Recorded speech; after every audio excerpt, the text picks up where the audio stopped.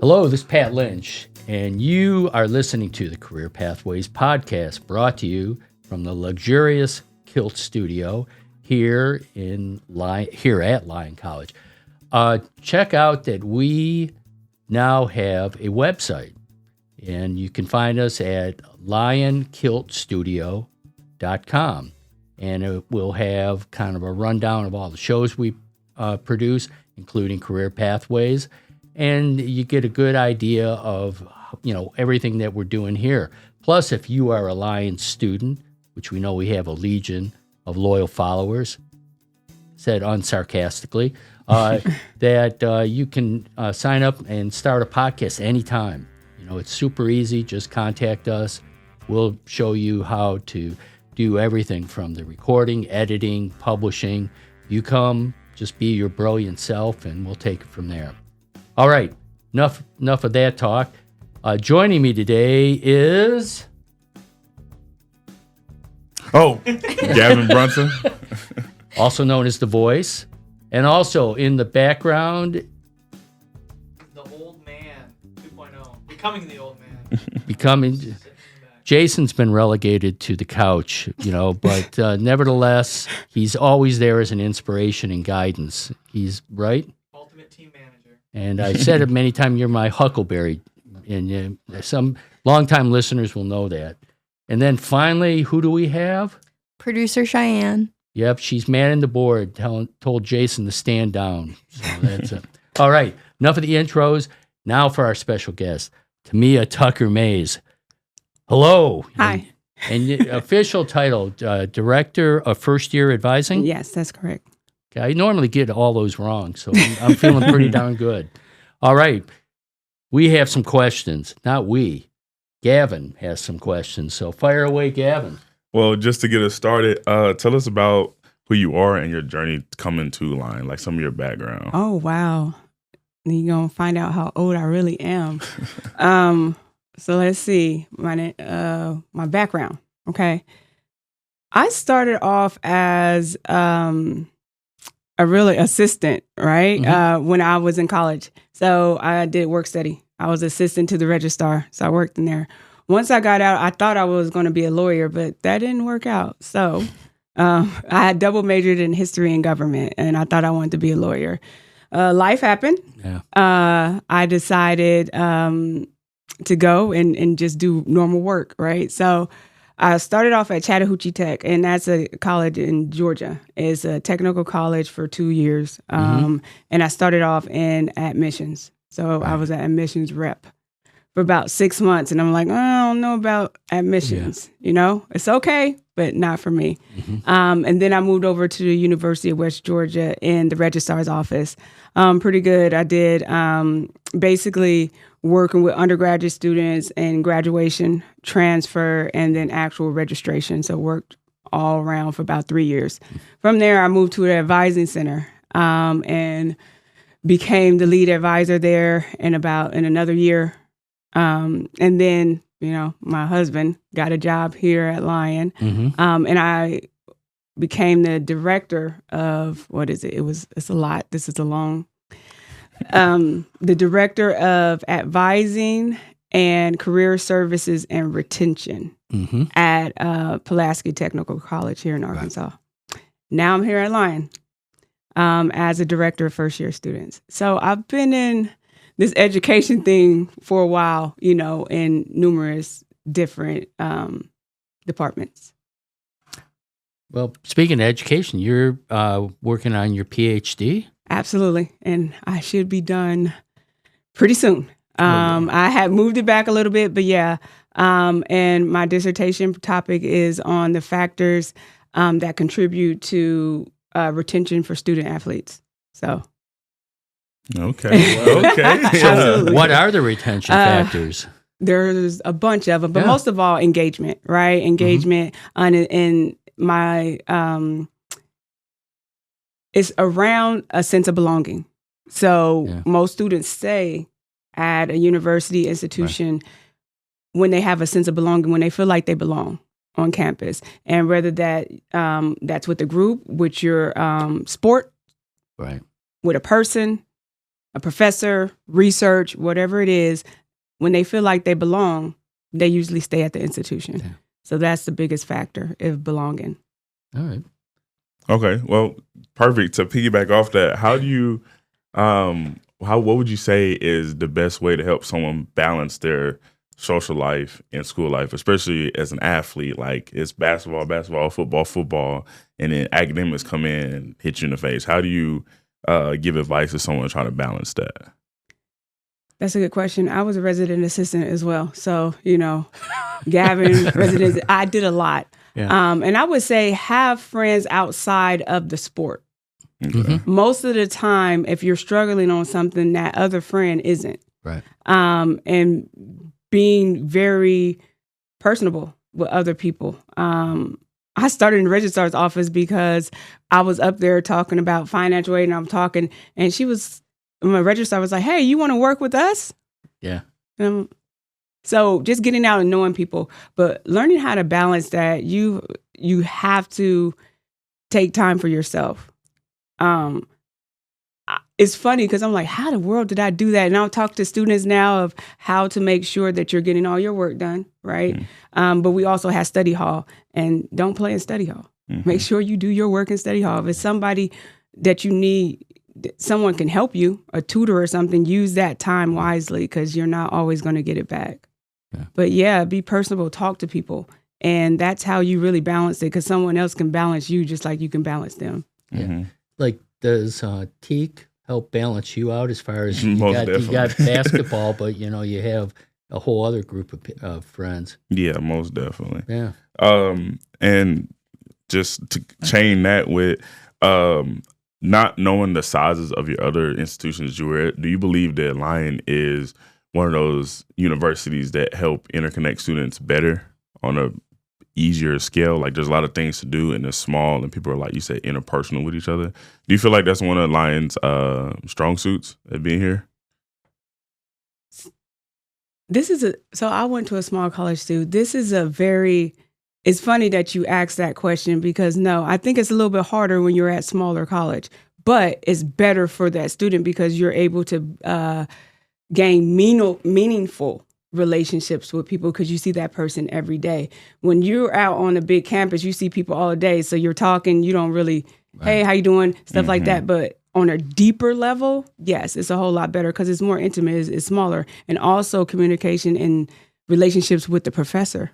Because at these big colleges, you see your professor one time and you're leaving, right? You go to class. But here, you can actually gain relationships.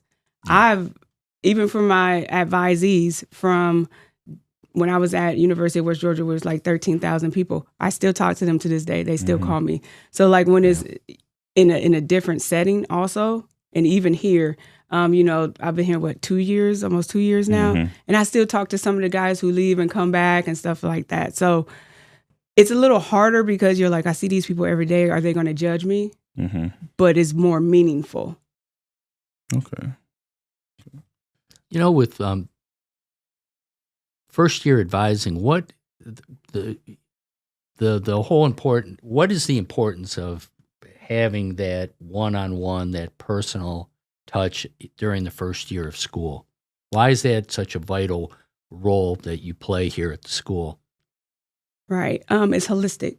So the funny thing about it is maybe 5 to 10% is actually advising and telling you what courses to take. The other one is getting to know you on, like I said, on a more personal level, but also being that person where a safe space, right? A safe space where you can come in and talk. And if you have anything, it's a resource too. Right. Students come to me, hey, I'm having a problem with the roommate. And I'm like, I could just connect you to those people. Right. But also making sure they realize that there's somebody in your corner no matter what. Yeah. And also that connection if they're scared to talk to professors for some reason. And we have awesome professors, but all first year students are scared to talk to their professors. And sometimes I'll walk over with them. Right. And then one day I don't have to do that anymore. So it's just really the connection and them feeling safe. and, you're able to go with them on a one-on-one. Professors have a lot of work to do, a lot of students.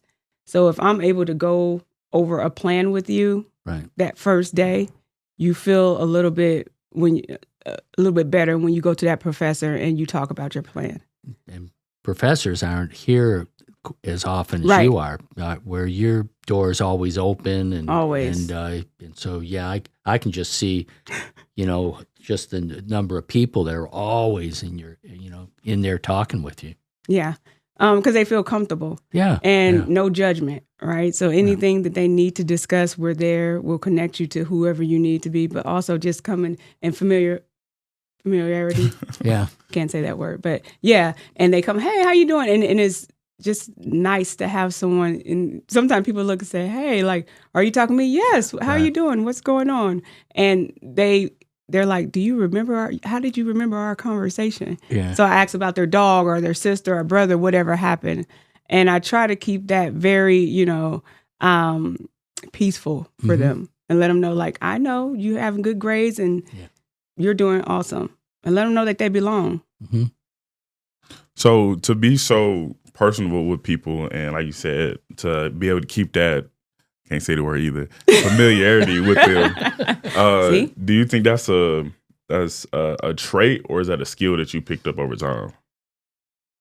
That's a good question. I think it's a skill. You might not know it, but I'm very introverted at home. I like to be in my space, but here I'm more. I'm extrovert. Mm-hmm. So I'm so extrovert here at home. I'm like very introvert. I like reading books. That's my pastime. I like to sit in quiet, right? Because here I'm always talking to somebody. But it's a trait that you learn because just imagine you're in an appointment with a student and you're just sitting there silent.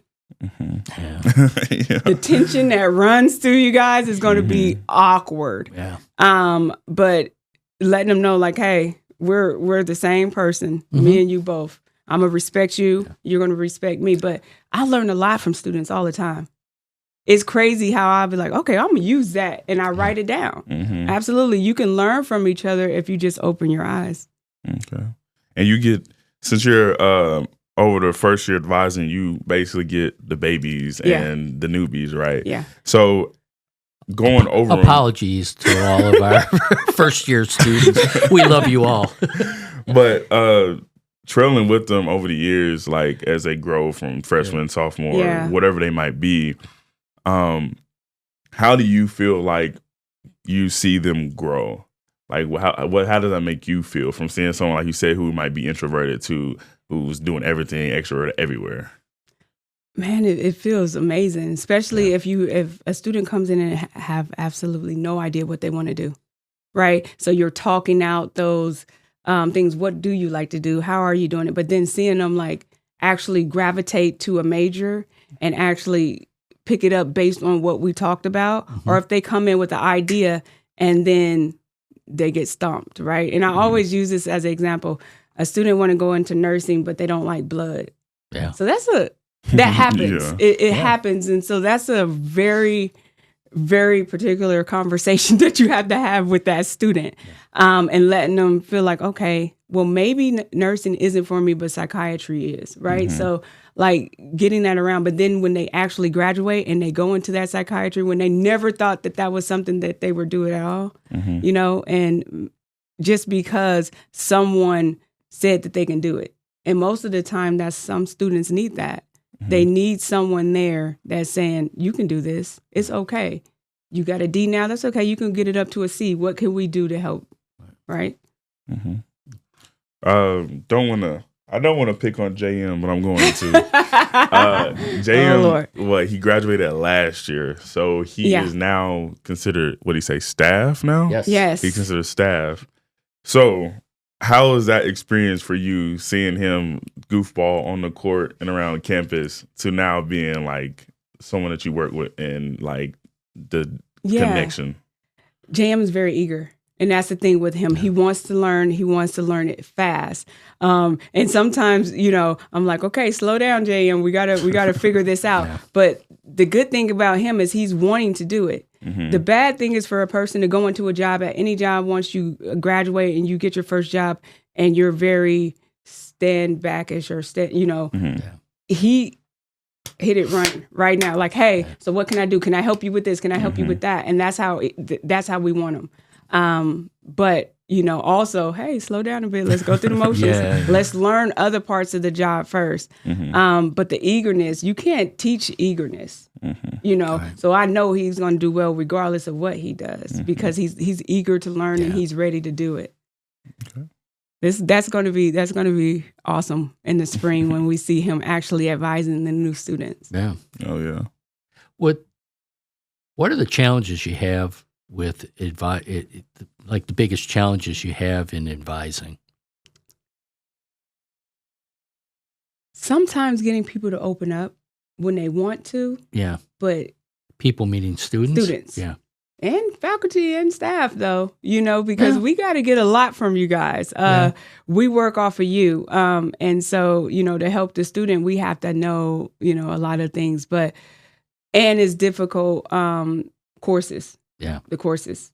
That's one of the difficult ones too, like having enough for everyone. Yeah. Cause it's great that we're growing, but I got a feeling you are right at the front line in terms of feeling the pressure because you have all this many students, and then this, where do you put them all? Yeah, and getting it right. So Yeah. the thing about we did this semester, we was off a little bit by our numbers because registration was supposed to be done last week, and we're still registering people. We're still seeing people. So, like when to see these people, when to start registering students and things like that. So, but also it's been great because the professors that I have been speaking to, I'm like, hey, I need another section. They're very gracious with offering them. My, like our provost, Kurt, your boss, mine. I think one of the things he's been most proud of that I've seen is the retention and how it's improved over the time. Not coincidentally, that's like familiarity, but during your tenure, and what do you attribute to how we improved our retention so much? And I'm gonna keep going back to this because the sense of belonging. Yeah, we come from, everyone here at Lyon is so small, but we all come from different places and different realities. Some are first gen, some are not. Right, so those two even coming in contact with each other and learning from each other, and everyone feels like they belong. So it's up to all of us, faculty, staff, and students, to treat each other in a way that we feel like we belong. And that's something we talked to them in orientation about. Like, Lyon is not a very easy place to get into. Right. So when you do get in, understand like you're doing great. You belong here, and we want you to stay here. And having them understand like we want nothing but the best for you. Yeah. And having them feel like, and I tell them every day. And that's the first thing. It's funny because the first thing people come in my office, I'm like, how was classes? Yeah. And they're like, oh, it was good today, and we start talking about things. But that's the first thing I'm asking. I mean, okay, so how's everything else going? But I want to know about classes first. Like, how's classes? And if it's not going so well, okay, what can we do to help you? Right. And letting them know, like, they can come to us. And so anytime, even if they're not first-year students, we also have juniors and seniors coming to us asking us questions as well. Because you got a relationship. And we have that relationship for 2-3 years and just ask. And that, to me, is awesome. Yeah. I'm glad that we have a lot of students come in our office. Yeah. Is it overwhelming? Absolutely. Yeah, I see. Absolutely. I see the numbers. Do I hide sometimes? Absolutely no. But it's also very, very what's the word for it? Gratifying. Is very, I'm looking at Courtney and people come in her office and laughing and joking. I want you to feel that way. Right. Anytime you need somebody to laugh and joke with, come to our office. The welcome mats out Absolutely. There. Is it in your advising? You've had advising experiences at a couple different schools. I imagine here at Lyon, one thing that's different is we have such a large percent of student athletes. So you have, almost all of your advisees are student athletes. So you got two things going on. So academics, but then, oh man, I'm not getting the Absolutely. playing time I want. And so how do you kind of reconcile that and help them? Ask them what their goals are. Yeah. First of all, what are your goals? What do you want to do after this, Mm-hmm. right? And also have them pick goals for the actual team. So what do you want to see yourself do? And how do you do that? Right. How, have you spoken to the coach about it? You know, and some of them say no. Well, how the coach supposed to know what you want to do? Yeah. You have to speak to them, but also letting them know like what's real. Right. Maybe 1%, if that, is going to go anywhere after this. Mm-hmm. What's your backup plan? Yeah. What do you do next? Academics has to come first, regardless, right? But yes, you're a student athlete and you're doing what's best, and you do have to do way more than any other student because it's a lot of work outside. And if you want to be a RA, if you want to be on the honor council, if you want to be on the social council, those are all things that you that you're wanting to do, but you have to prepare We're looking yourself. at you, Gavin. Yeah, absolutely. Gavin has a lot going on, right? Yes. The Yeah. vice president of BSA and all that. That's a lot of work to do. How do you handle that? Yeah. But it's all in who you are and the people you surround yourself Right. with. Surround yourself Yeah. around nobody but positive people. Mm-hmm. Because if you surround yourself with people that's negative, Yeah. it's not going to work out. Yeah. So with that being said, and with you having like more of an open door policy, Mhm.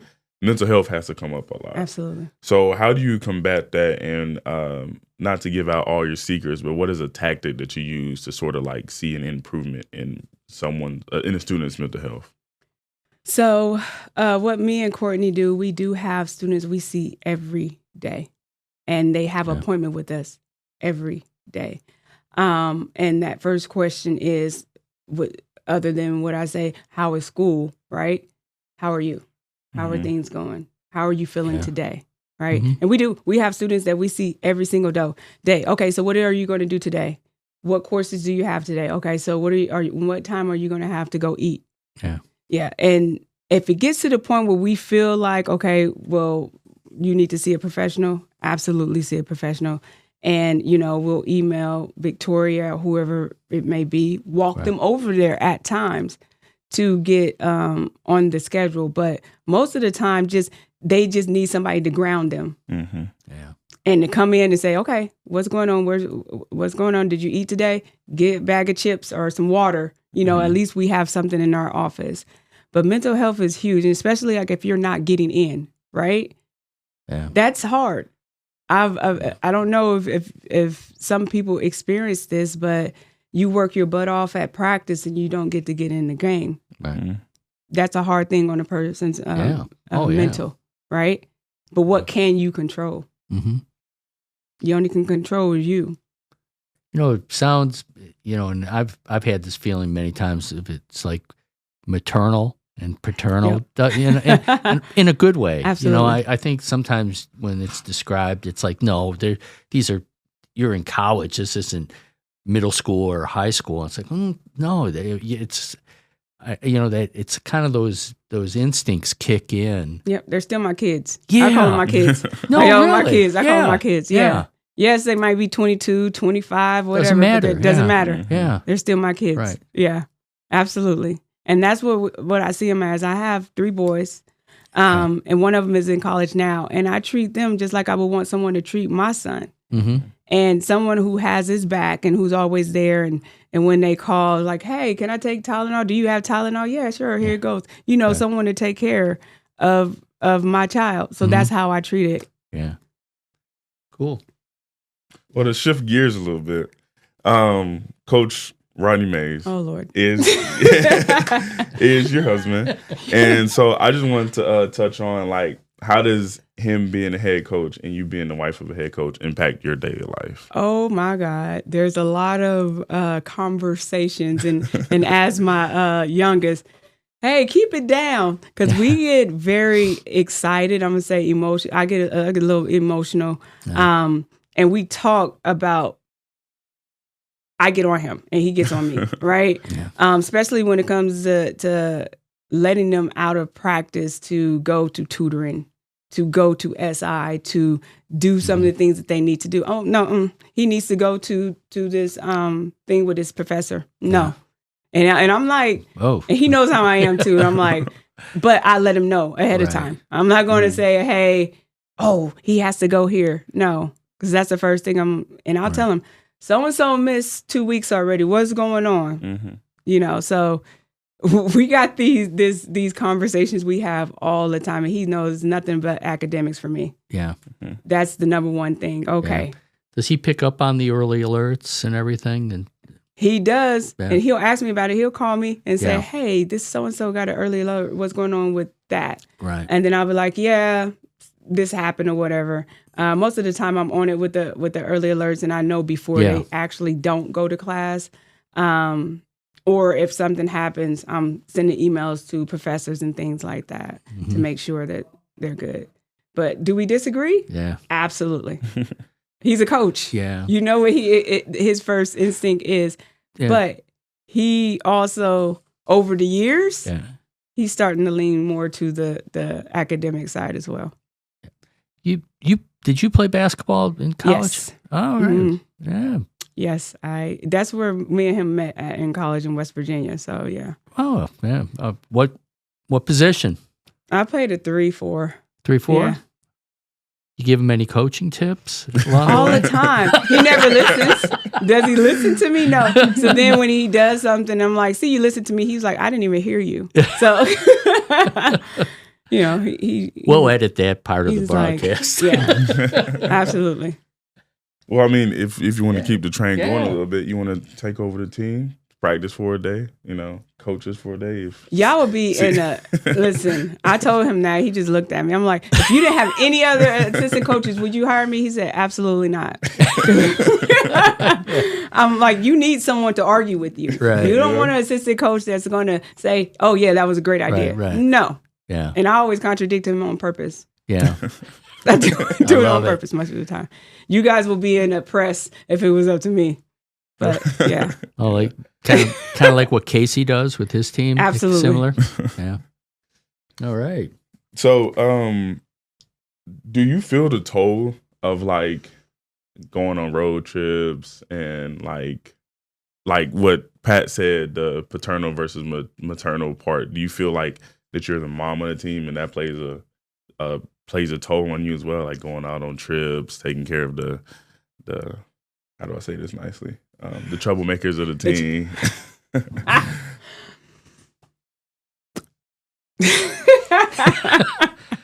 Is that the troublemakers? I'm gonna say it in a good way. Yeah, sometimes it's in your delivery, right? Not everyone is going to understand a yelling coach. Right. Some people might need just chill. You could just look at them, that maternal role, like chill down, just a little bit, just you're okay. And sometimes, coaches, most coaches aren't going to care about your feelings most of the time, right? Yeah. They're going to say it right in front of everybody, and hey, you ain't doing a good job. And I'm more of, okay, if I see a person in my office, I'm going to say, what happened? Okay, maybe next time think about what you do before you do it. And it is that mom role, like. And I tried to tell him, I was like, why are you so harsh? Yeah. They need to understand. I'm like, whoa, okay. But yeah. And the road trips, I mean, not really, so we work because we like our space. Yeah. Sometimes I'm glad he's on road trips.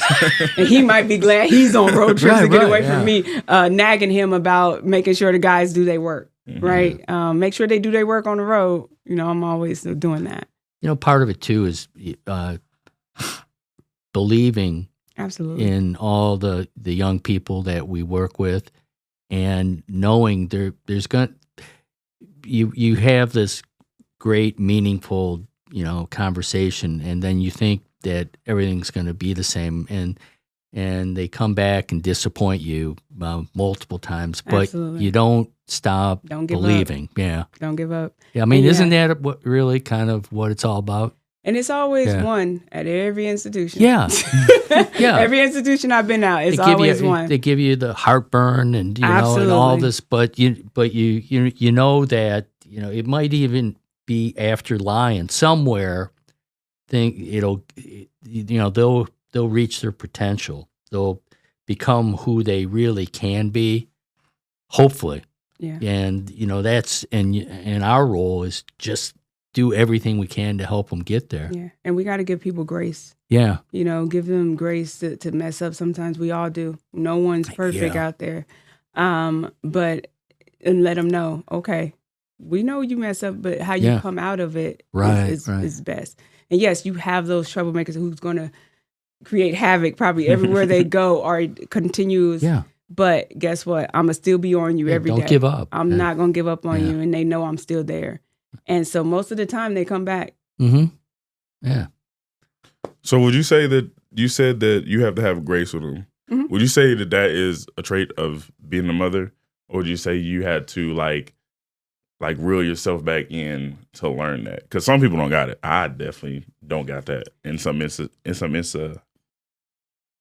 situations. Yeah. So how would you say that you gained that? Yeah, I didn't have it. Even before I had kids, I was not patient. Mm-hmm. Yeah. So, I mean, yes, you have to learn patience, but also me being older now, I thought back to when I was in college and the things I had and I didn't have, right? Mm-hmm. So I needed college. Right. I needed college to get out. I'm originally from California.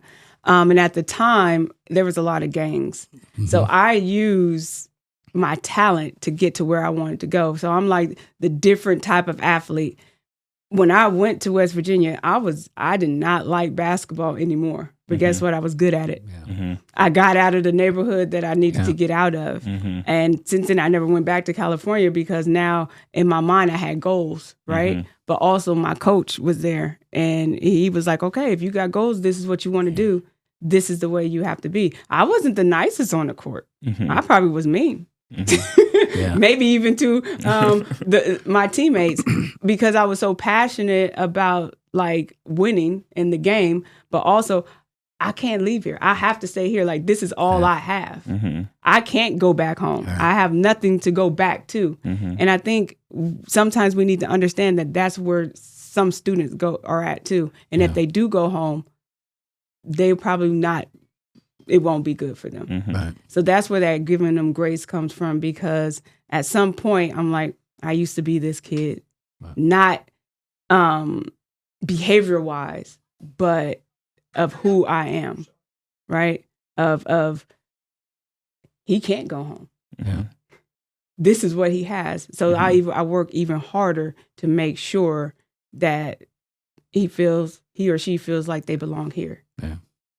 Because I know this is all they have. Mm-hmm. We're caught in between questions. Yeah, she's answered a lot of them. Let's see what we have here. Okay, how about this? Wins, winning and losing. Mm-hmm. You said you're very passionate about the game, or at least you were. I don't know where you stopped at, but hearing in the stands. Behind the bench, you yelling, you getting on the refs about certain calls. How do you and your family really cope with the wins and losses when a game doesn't go our way or when we play tremendously? How do you balance that and keep it sort of the same without dipping too low or going too high? Me, I just take it and roll with it. You know what I'm saying? As long as you guys do your best out there and you give it all, when you're playing hard, you're playing hard. And there was some games that Rodney be like, man, we should have won. I'm like, but y'all play hard. Mm-hmm. Like the last game, right? The last game of the season last year when I'm talking about everybody was tired and Trent and Tony, everybody was going very hard. They played the hardest they can play. Mm-hmm. Right. Sometimes we lose, but how you pick yourself back up is what matters. And I always, and me and Rodney talk about it. And if you lose, boy, I'll be up there sitting there all night. He's going over what I should have done, what I shouldn't have done. And sometimes there's nothing you could have did because y'all played y'all hearts off. You just did not win. Mm-hmm. And sometimes that's just what it is. But other times I'm like, yeah, you should have put so and so in. So Yeah. and he'll just look at me and say no, or yeah, you're right. Yeah. But he knows when he's wrong, and he knows I'll tell him. Yeah. So do you think with those wins and losses that that's when team cohesion is the best? And like you can sort of bring it into like how your office is, how you see people interact in and out. Do you think that team bonding and being close really helps like with that? We talked about mental health and then like the winning and losing. Do you think that's when that really sparks up? Absolutely.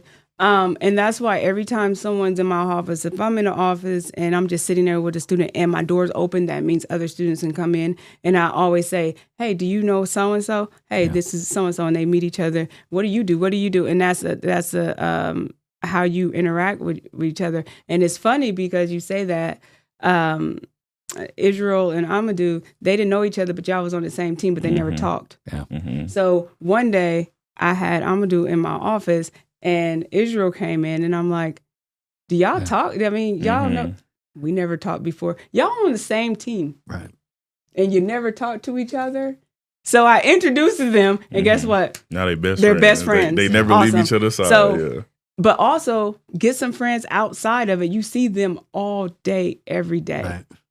The best relationships is probably someone who isn't on your team. Mm-hmm. I still talk to my old roommate from college to this day, and she was not on my team.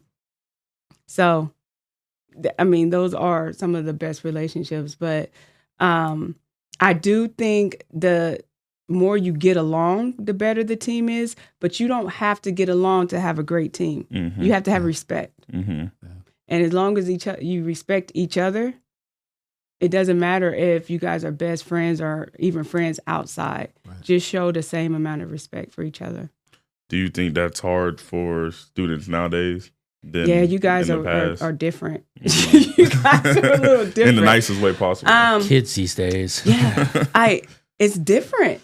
It's different. Even in my sons, like, I don't know. We didn't say the things to each other the way you guys say things. I would never tell my friend or my teammate that they're trash, but I guess that's how that works for some reason. And even in the classroom, oh man, you're not smart, you're dumb, right?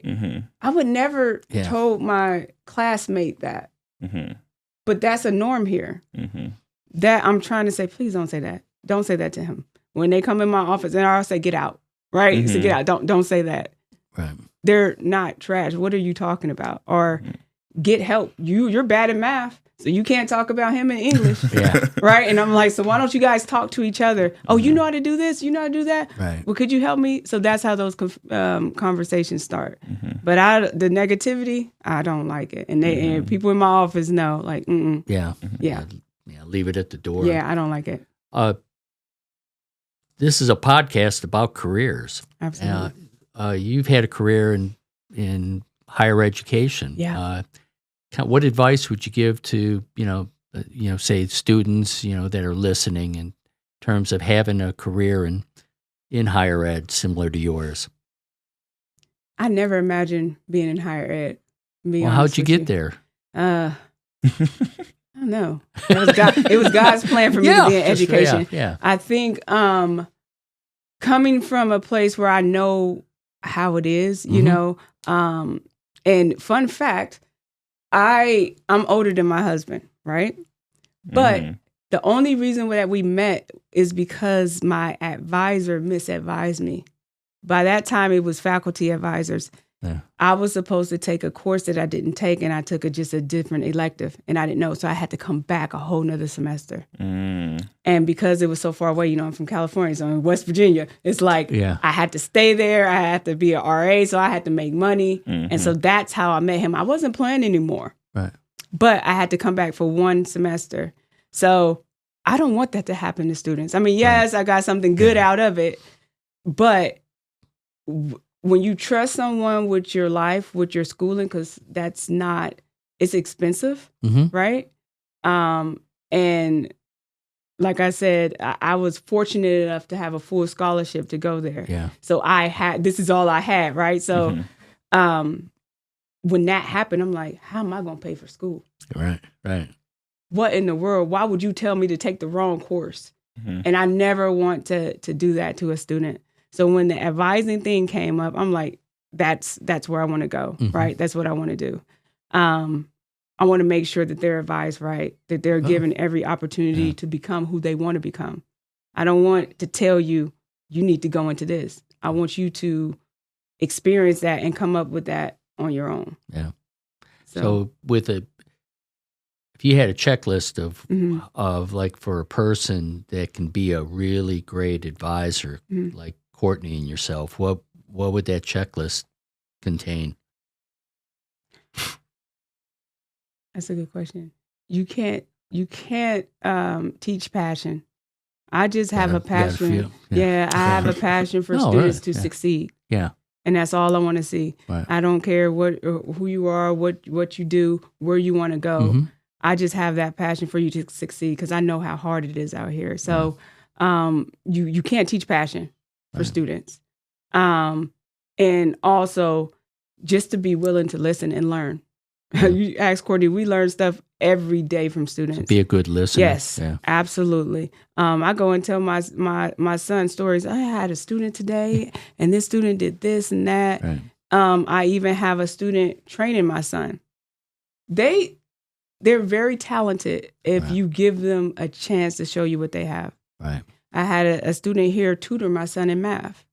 So they, give back to me just as much as I give back to them. Yeah.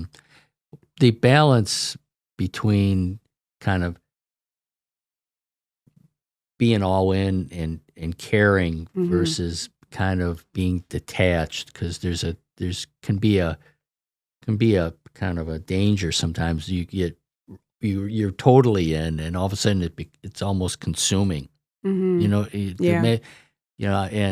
And so you have to be able to pull back to a degree, right? Yeah. Well, you sound like Dr. Grafton. He's like, take time for yourself. When are you taking vacation? You haven't taken any since you've been here. I'm like, wow, I haven't, have I? Well, we see each other every weekend. Every weekend I'm here and I see Pat. Yeah. Right, It's kind of hard because it doesn't feel like work if you love what you do. Yes. And who you're working with. So I'll come up here on a Saturday if I have a lot to do, or if a student really needs something, and I was like, okay, let me go in here and fix that, because it doesn't feel like work. Right. Is it taxing? Does it take a lot out of you? Yeah. But at the end of the day, I'm gonna still get up and come in the next day because I love it. Yeah. It's something I love to do, and that's what I'm saying. People's like, oh, I gotta go to work. Now I've been to a job where you had to go to work, and I did not want to be there. And this to me is just something that I like to do. Yeah. I like to see y'all when I see y'all walking in the halls and, hey, how y'all doing? And if I don't see you, like, what happened to you last week? You didn't come and say hi. Right. Things like that. That's, I don't know. That just gives us life. We just laugh and joke, and I don't know. Good deal. Do you have any? One last thing for our students, because there'll be a lot of students, they'll want to hear from you. So what advice would you give to any students that will be watching this on YouTube? Where else will they be listening to it, Jayson? Listening to it on 99.97% of platforms, the same number of germs that get killed with germites. Basically everywhere across the planet Earth. Lord. What advice would you give to first-year students? Take your time in picking your major. About 80% of students are going to change their major one or two times, right? And trust your advisor, trust your professors, and ask questions. If you don't understand, ask a question. Don't just let anybody give you a course. Take ownership. And that's what, I didn't do that. I just let it go. I'm like, okay, he did my schedule. Take ownership of your education and where you want to go. Even if I say something, relook at it, verify it before you take my word for it. Because guess what? I'm human. I will make a mistake. Yeah. I'll apologize for it, but at that time, but always take ownership of yourself. Right. Advocate for yourself. I will advocate for you all the time. You come to me, I'm going to help you, but you also need to advocate for yourself. Great words to end. Thank you, Tamija. No No, problem. you're Thank you for having me. You're I appreciate it. an asset here at Lyon College. I mean, we appreciate you. Thank you. And we appreciate everybody on the team. So, well, gosh, I guess at this point I'll just have to wrap it up. But before I do, I think everybody can have one final goodbye. See you. Producer Jayson. Producer Cheyenne. A little louder, please. Producer Cheyenne. There she is, making the magic happen. So thank you all for listening to the Career Pathways podcast. We broadcast weekly. Hope that you're a regular fan, and I think you're going to really enjoy this podcast. And I'm sure you will also enjoy all the future ones. We come to you weekly from the KILT studio. And once again, if you want to check out our website, it is Lyon KILT Studio, all one word.com. Thanks a lot, and we'll see you next week. Bye.